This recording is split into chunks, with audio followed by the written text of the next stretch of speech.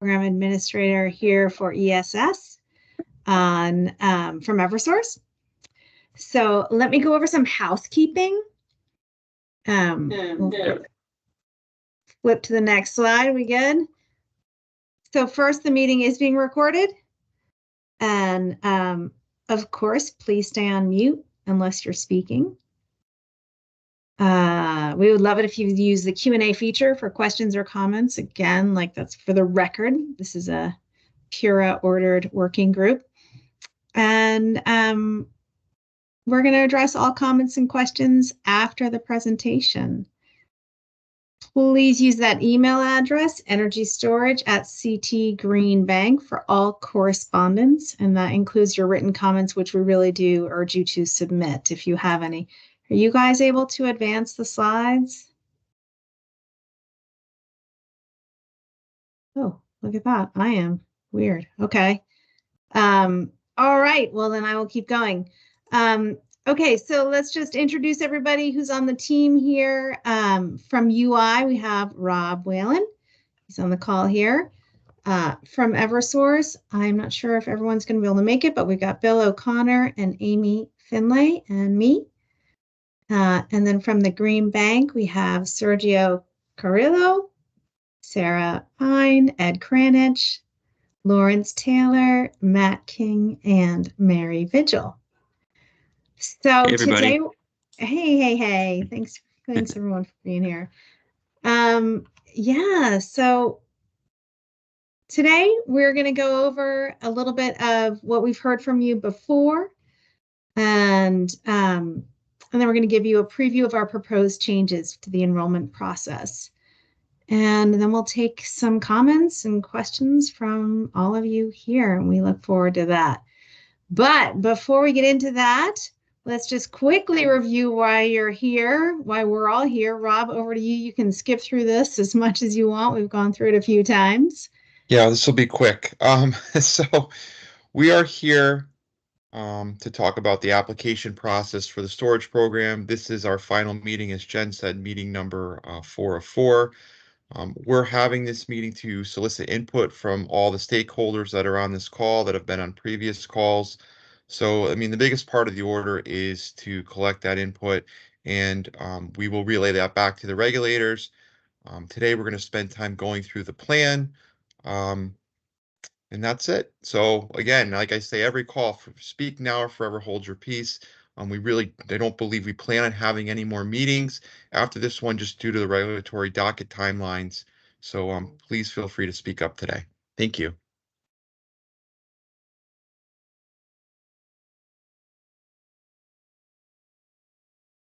All right, Ed, that's back to you guys. So let's go into our proposed solution.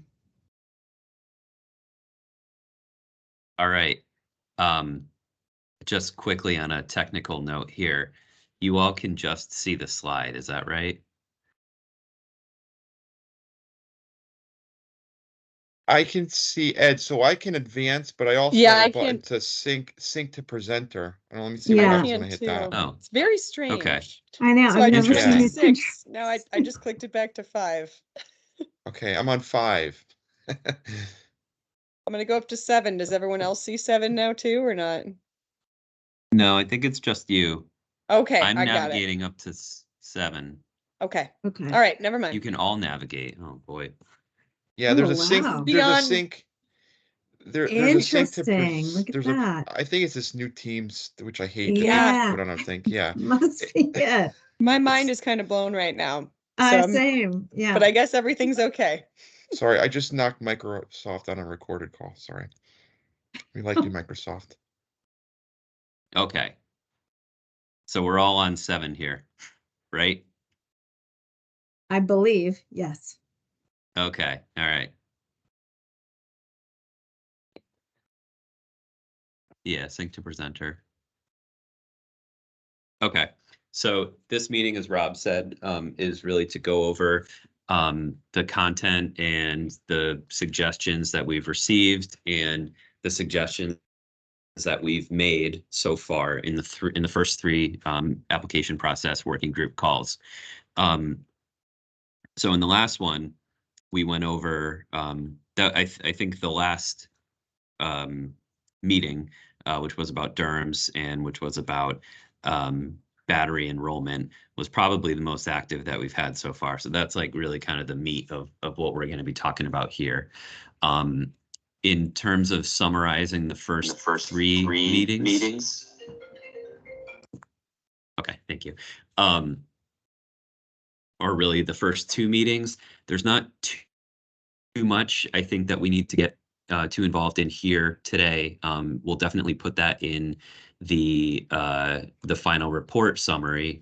But the first two meetings were really not, I think, very controversial in terms of what we were talking about with contractor eligibility. I'm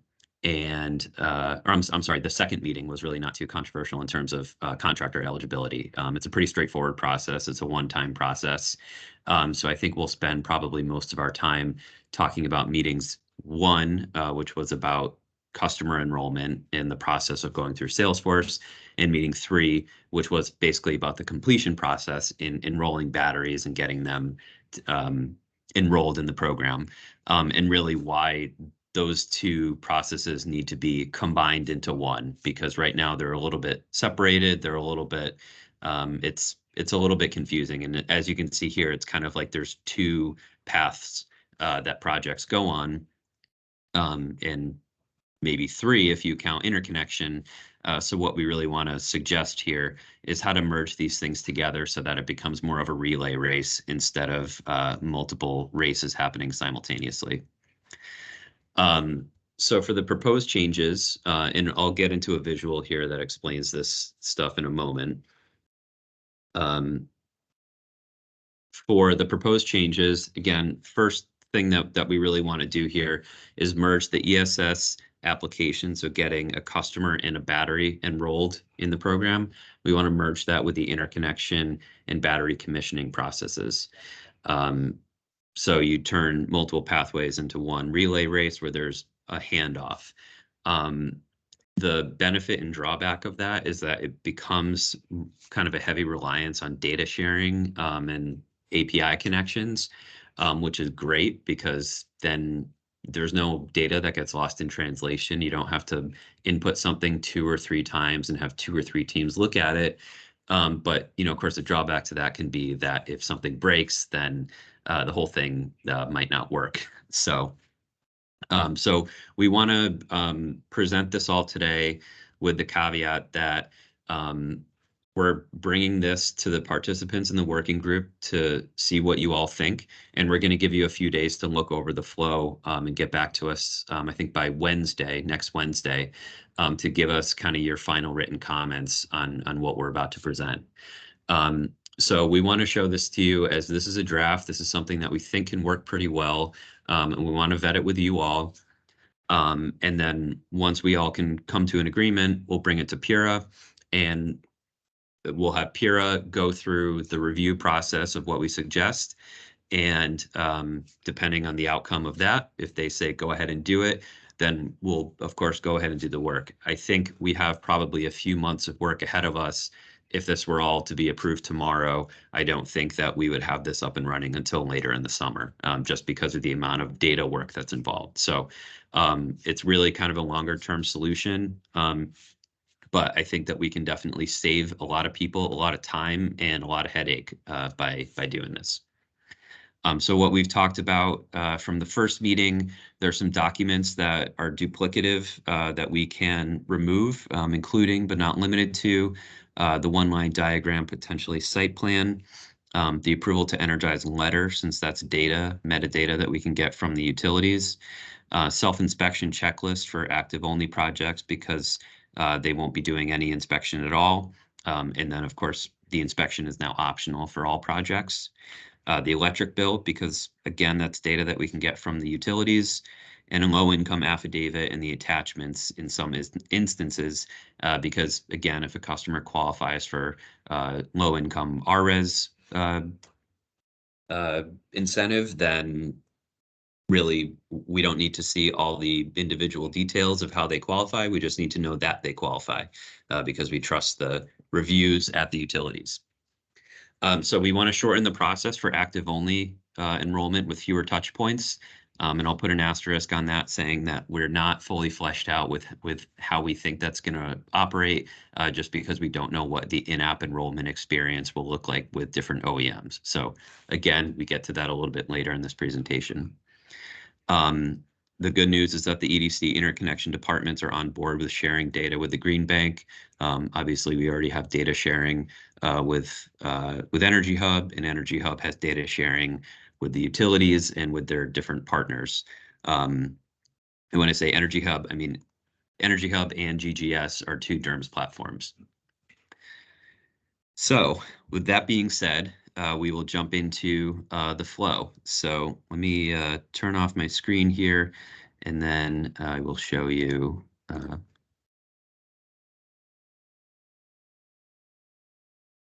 Okay. And you all see my chart here on the screen. I will definitely Looks have to good. zoom in. All right, so here it is. Take it all in. Yeah, I swear that it's not as complicated as it looks. So how we want to start all enrollment in ESS going forward, whether it's active only or active and passive. And this is for, I should say, the start. This is the proposed process flow for new customers. So someone that hasn't had their battery installed yet, they're just kicking off the process with the sale and with the contract. So contractor will apply for interconnection. So pretty straightforward. They'll put in all the same info that's already been required. We will work with the utilities to see if maybe there's a field or two that we can add to the process to make it a little bit more clear. Right now, we know that there's a checkbox where the applicant can indicate if they're doing ESS, but we want to add a little bit of help, excuse me, help text to that to make sure that applicants know exactly kind of what they're getting into if they apply. So just some thoughts there for people on the call who do this interconnection application. We're debating whether we want to have it be opt-in or opt-out of ESS. So it can either be something where all apps are automatically they get ported into ESS, and then you can choose to not participate, or do we want everyone to choose to participate? So that's up for debate here. So consider that. The interconnection team will review the application. If it needs corrections, they'll go through the usual process of a rejection and resubmission. This is all with the utilities.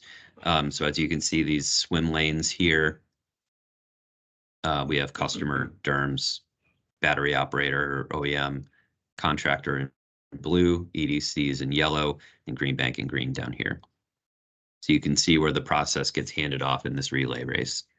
And yes, I will share this whole thing as a PDF at the end of this, so you can get a better, closer look at it. Assuming the interconnection team approves the application, then that will be updated in their PowerClerk system as having received contingent approval to energize. Once it's received contingent approval to energize, we'll have that data flow to the Green Bank. This is the question point for us here. How to filter or have a decision point on what comes into our view. But ultimately, we want a project that's been flagged as having a battery, a new interconnection project having a battery, indicating that they want to participate in ESS, will now pop up through the magic of data uploads as a new application in our Salesforce platform that you're probably already familiar with, that we've walked you through. At that point, it would assign an ESS number to it, and it would have very basic information, basically just kind of mimicking what's in the interconnection application. So name and address and utility account number. And could I just get a confirmation if you all can still hear me, because our screen in the office here just shut off. So I can still hear gotcha. you. Yeah. okay. No problem. All right. Our TV must be on a sleep timer here or something. So at this point, the Green Bank would see this application as a new submitted application. We'd review it for the basic qualification criteria, which is it an eligible customer? Are they labeled correctly? Are they in the right utility, which if it comes from Eversource or UI, it is. Is it using eligible equipment? So are they requesting a battery that's actually eligible to receive an incentive in the program? If the answer is yes and it's qualified, we would trigger to send a welcome email to the contractor. That welcome email would say, thanks for submitting your application or having your application automatically submitted. Now you choose what to do. Do you want to do active only or do you want to do passive and active? If the project is not qualified, we'll send a notice to the contractor, and the contractor can decide at that point if they want to reconfigure it to become eligible. And then they would probably have to amend their interconnection application. And if they don't want to, then they're done. They can go on and build the project outside of ESS if they choose, or they can reconfigure it to be eligible. And that, for a quick question. Sure. That step where the contractor chooses active only, passive, active, cannot be done earlier in the process. That's a good question. So maybe we could try to put that back into something as early as the interconnection application, so that they don't have to choose. Yeah. So that's a good point. If someone in the room could take down that as a no, I'll drop that in. So once the contractor has chosen for their customer, do they want to do active only, or do they want to do a passive inactive with an upfront incentive? I'll go down the path of it being a passive inactive because that's how every customer to date has done this. So we'll say that they've chosen to do passive inactive. Then they'd follow that line here. They would log into Salesforce just like they do now to complete the passive dispatch enrollment application. So right at this point, you're basically kind of right where you normally start the process with ESS. However, the good news is that a lot of the basic information has already been punched in for you via data uploads. So everything, including name, email address, phone number if it's needed, the system info, utility account number, it's all there. So you don't have to enter it twice. And that's where we really want to save people time. We would review it as a passive application. At this point, the only extra things that they would be adding to the process is hitting calculate on calculating the upfront incentive to make sure, we know, we're calculating it at the right rate. They're, if they're grid edge, if they're low income, if they're underserved, they can get the right incentive calculated. And then they would have to, of course, upload a couple of bits of information, including the system cost information, if that's not already provided. They would have to upload a copy of the sales agreement or the lease or PPA and a copy of the signed terms and conditions to the program. We would review the app. If it needs corrections, presumably we're dealing with so much info that's already been verified. So this needs corrections part should be a lot less common than it is now. If it does, you just kind of go back through the loop as usual. But once you're approved, you can go ahead and build the system. Once the system has been built, you'll go through your standard process to get your utility approval to energize. So going through your town inspections, going through utility inspections if you need to. From there, the data from projects that have received utility approval to energize could flow to the Green Bank portal. We'll come back to that in a moment. And again, after the system has been built, approved to energize, contractor will commission the system according to whatever your OEM's guidelines are. So if you have to go into an app and fill out a serial number and things like that, you would do that. The OEM, now we're up in the OEM swim lane. The OEM or the battery operator would receive that commissioning info. They're already integrated with the DERMS, whether it be Energy Hub or GGS. Through that integration, the DERMS would verify the information as they currently do. So these processes are already in place. They already exist. That data would flow back to the Green Bank. and then through the process that we would set up, we would confirm, and we would have a trigger that shows the project has changed status, it's received utility approval to energize, it's been verified, it exists in the DERMS platform, therefore it can shift to project completion submitted based on those conditions being met. If it needs to go to inspection, if they've opted for it, we would send it to the inspection and it would go through that process, but that is, again, optional. So that would be something that the contractor would tell us way back here when they finish the passive dispatch enrollment application. So at that point, we would verify, we would see that the project's complete, verify that it's working and that it's connected to the DERMS, and then we could issue the upfront incentive payment to the contractor, and the system will then be ready to dispatch in the program. Sorry, what was it? Oh, there's a question.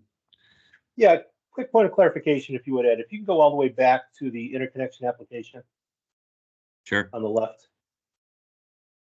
I just want to clarify this. I'm sorry if you mentioned it and I missed it. But basically, that approval is that interconnection has received an approved application, not that the application has been reviewed and approved for the battery. It's just that they have an approved, a complete application. Right? Yes, and that's what triggers the contingent approval to operate. Is that right? Well, so basically, they need to make sure it's a complete application. And that's the step we're talking about here. Then once it's complete, they paid their fee. Then outside of this whole process, interconnection will do its old study thing until they approve the application, at which point Gotcha. they can build the system. Okay. So don't think you're waiting months at this point for an actual approved application that it's ready to go. It's just approving that the application is complete and ready to be reviewed. Okay, understood.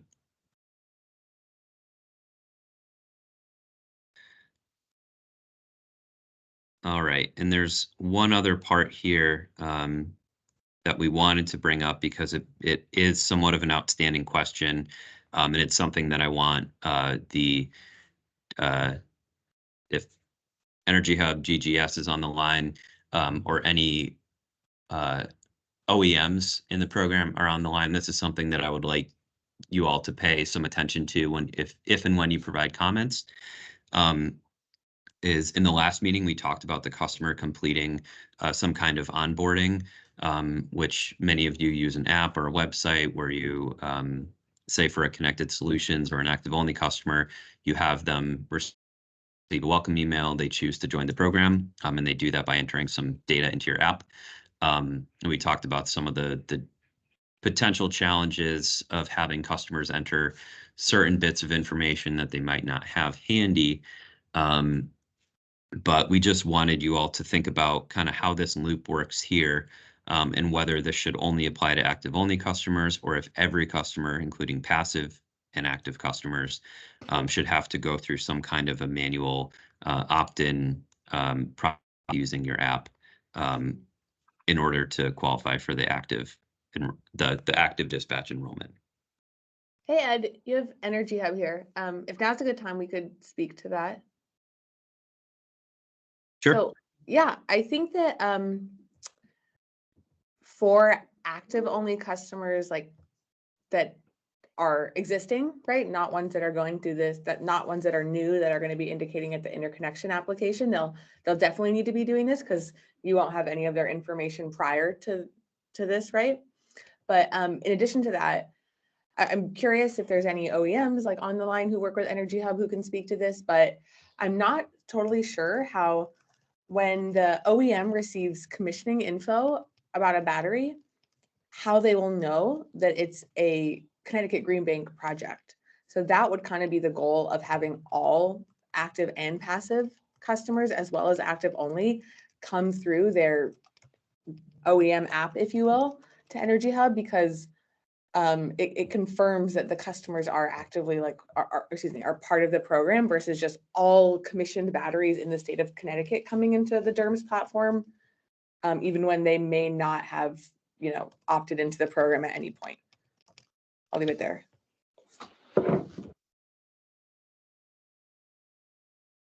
Was that a question? I'm sorry. Was that a I think question that was a posed question for for the if any of OEMs? the OEMs are on, but also Gotcha. just like in this flow, how can OEMs know when a battery is commissioned, right? If that is a Connecticut Green Bank project battery or not, because there seems to be no filter in place here. It just goes straight from a battery being commissioned anywhere in the state of Connecticut to coming into our DERMS platform. And we would only want customers that are participating in the program in our DERMS platform. So that's why we might ask all customers to complete the form and kind of just give that final opt-in. Yes, I am in this program, and that's why only participating customers come into our platform. Okay, so this is a question point right here of how that data is how that's gonna be indicated. Good question. How does it currently work? Yeah, currently, we have the customers. It works a couple ways, but I'll share for, partner first enrollment flow programs where, we have that kind of seamless flow of information into our platform, comes from a customer self-identifying they want to come into the program, comes through the OEM's in-app web form experience to our DERMS portal. Currently for this program, we're kind of sending spreadsheets that we get from you guys to OEMs and saying can you go find these customers and try to enroll them with us? But one thing that Energy Hub was advocating for was having that customer enrollment flow so that it kind of follows the pattern that already exists for other programs. But yeah, I think that's just a question there. How do OEMs know who is in the program at the point they get commissioned? In addition to that, right now they don't have API integrations to send us that flow without a customer. It's designed to come from the customer filling out an application on the app, et cetera, versus some kind of back-end activation. And again, I'm not sure if any of our partners are on, but we can always follow up with this later. I think that's a good question. So when we send out this proposed flow, I'm gonna put a couple of discussion starters in there as well, including that question. So back to the discussion, I already have a few here.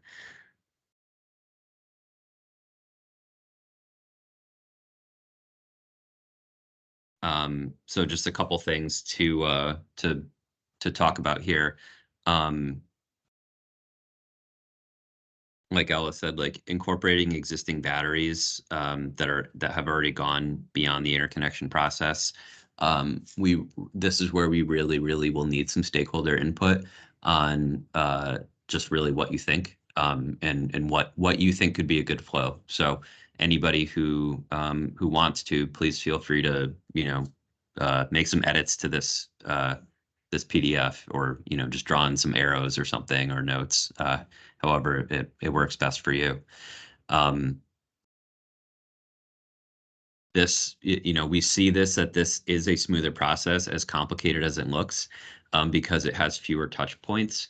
But there are, potentially one or two additional customer touch points, which can be either unreliable, or they may not work in every situation. So that's what we really want to nail down. What does the in-app enrollment look like? How reliable is each and every OEM going to be? And is that something that our DERMS providers want to kind of take the risk of, is potentially having, if you have 10 different OEMs, then you might have 10 different ways of that info coming in. and it may not be reliable from OEM to OEM. So, you know, we want to make sure that it's timely and that we can get everything that we need when we need it. On top of that, we will need some of these OEMs / DERMS provider to be configured to accept a couple of additional data fields. And that's something that we talked about, I think, in meeting 3 2 weeks ago. That was when we had talked about our ability to collect cost data, potentially document uploads, which I think we could probably get around the document upload. We can do checkboxes instead. But a couple of bits of information that I know some of the participants said that they currently don't collect, and they fear that it could be a point at which the customer could get lost. I think there are some things that there's just no way around, so we're going to have to still request them. Mainly the system cost information, because that is extremely important for us.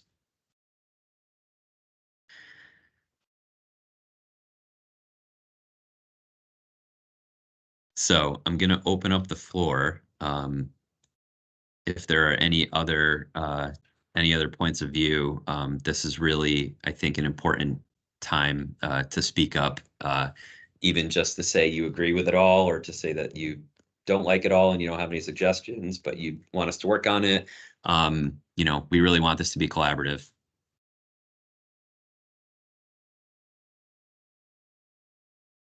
I see Bill. Does Bill still have his hand up, or is that new? No, okay.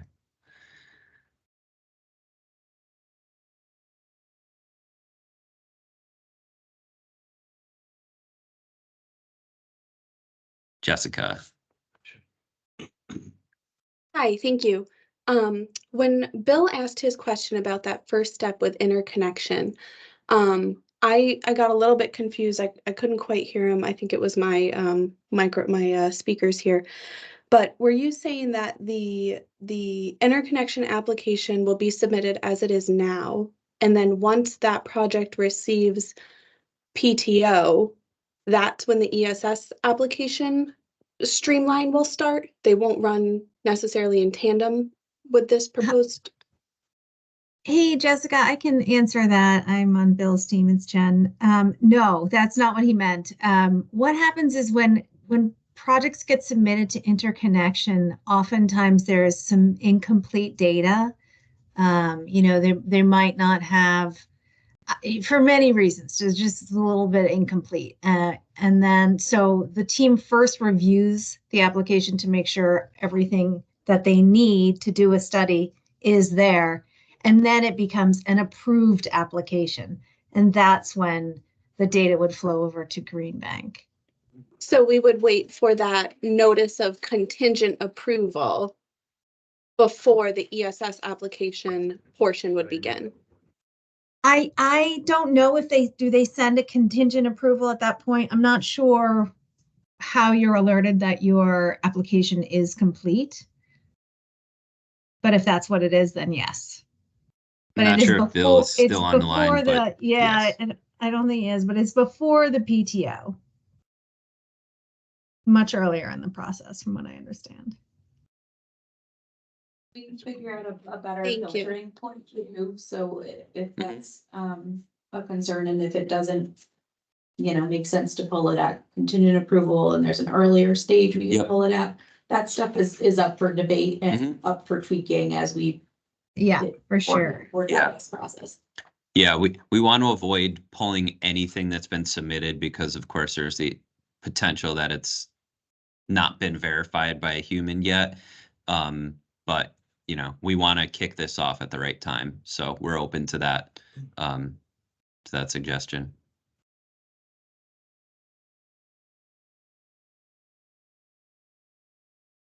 So I'll keep the floor open, but if there's not much other discussion in terms of the questions coming in, you know, we'll certainly pass out all these docs and give you, you know, plenty of time to look it over and provide as detailed of comment as you want. And I see, this question here from Natalie. When we think about customers who have already been enrolled in another program who might transition to ESS, how would we think about active-only enrollments for those customers in bulk? That's a great question. So when we were talking about existing customers before, and I think I promised myself I wouldn't show this window because I don't trust it yet, but I'm going to. So let's see if I can show it. So obviously this is a much shorter flow here for existing customers, but what this flow is about and what I think what Ella had alluded to about this flow is that this is for the customer, say, who has a battery that is in UI territory that's not in ESS. So they don't have the option of connected solutions. They just did a battery that's, you know, just on the grid with no dispatching. That would be a customer that's kind of like quote unquote on their own. For what you're talking about, Natalie, that would be like a back end, you know, you've got all these customers, we've got everything we need to know from them for the most part in connected solutions. I would love to do a batch transfer of them. So short answer is yes, we would love to do that. We might have to ask them to agree to one or two, you know, additional terms or something, like to agree to the terms that they're switching over in programs. But we definitely want to make that happen.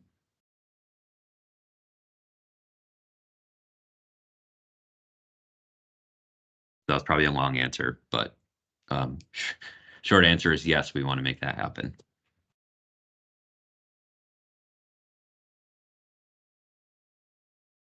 Any additional questions, concerns, thoughts? Cool. So again, we just want to make it clear to everyone here, you know, we're still at like kind of square one with this. You know, this is like a best case scenario and we really want to make it work. So we need lots of input, lots of thoughts on how it's on, you know, if you think it's doable or not. If it's something that you think is absolutely your staff is going to hate it, your staff is going to love it. We want to know. And then we'll just kind of continue down the road and try to address roadblocks when we get to them. You know, but we'll do everything we can to make this an easier and more collaborative process. Yeah. And Ed, did we want to request comments and thoughts by a certain time? Because just for everybody to be aware, we are going to be writing up a report based on these 4 meetings. And so we want to make sure we incorporate everyone's feedback, but we got to get started on the writing. Mm-hmm. So what do we say next? Okay. Friday? Yep. I'm sure. Yeah. Let me share the slide again. Oh, good. Yeah. From current. So I'll jump back here. So next steps. Thank you, Sarah, for dropping all this in. Because this is an important slide. So energystorageCT.com, there's the application process working group website. At the link here.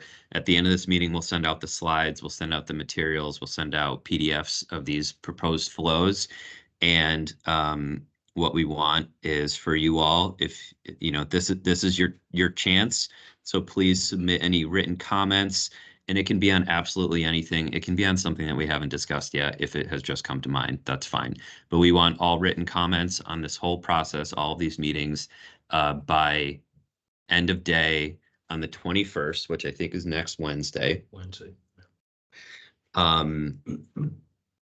And we will, you know, we've been tasked by Pura to do so, and, you know, we all in good faith want to have this be collaborative. So we want to incorporate everyone's, you know, thoughts and suggestions. So we want to make this a better program for everyone that's in it. So,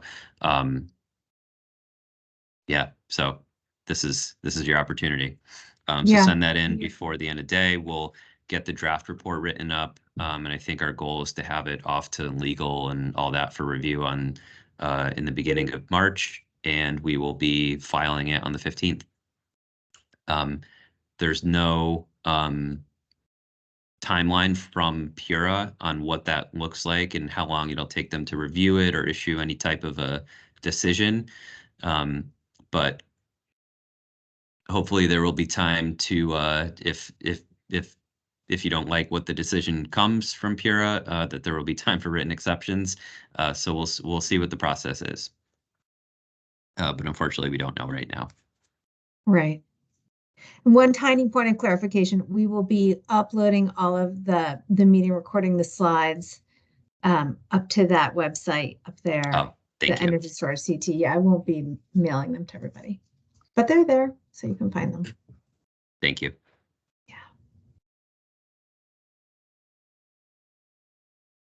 All right. Well, I mean, it sounds like we are pretty good. We hope to hear from many of you. Thank you again for joining us in this application working group.